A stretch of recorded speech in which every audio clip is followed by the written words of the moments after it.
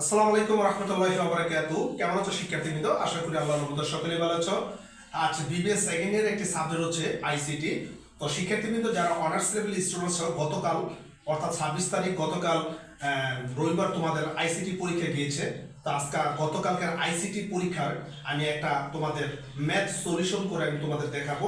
এই ম্যাথটা অনেকে আসছে, তোমরা একটু লক্ষ্য রাখো যে তিনটি সংখ্যা গড় নির্ণয় করা অ্যালগরিদম ও ফ্লোচার্ট নির্ণয় করো। তো শিক্ষার্থীরা গতকালকে যারা অনার্স লেভেলে আইসিটি পরীক্ষা দিয়েছো অ্যাকাউন্টিং ডিপার্টমেন্টে, তোমাদের এই প্রোগ্রামটা এই অঙ্কটা এসেছে। এখন আমি তোমাদের সলিউশন করে দেখাবো।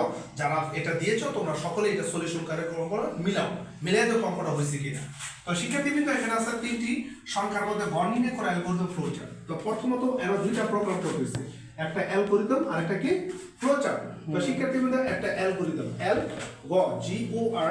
GORTHIAN, একটা হচ্ছে অ্যালগরিদম আর একটা হচ্ছে কি ফ্লো চার্ট। আমি এখানে লিখলাম flow chart CHART flow chart.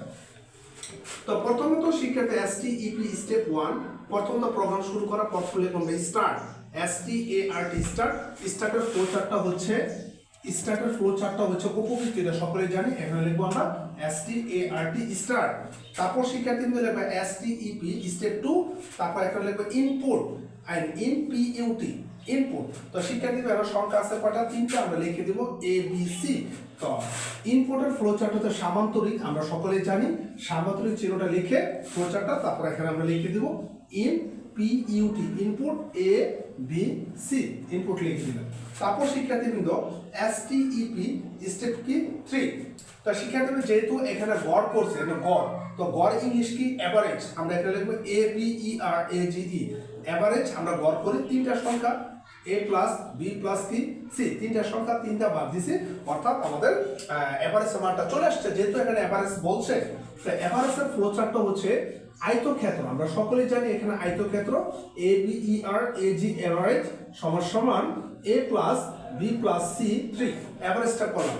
তারপর শিক্ষার্থী STEP স্টেপ কি 4, যেহেতু এভারেজ করতে গেছে হয়ে গিয়েছে, এখন আমরা প্রিন্ট করব PRINT প্রিন্ট কমা, তারপর এখানে লিখে দেব এভারেজ ABERAGE এভারেজ। এভারেজ লেখে এই মানটা ফুল লিখতে হয় না, এভারেজ লেখে এনাফ। তো প্রিন্ট মানে কি আমরা এভারেজ করলাম।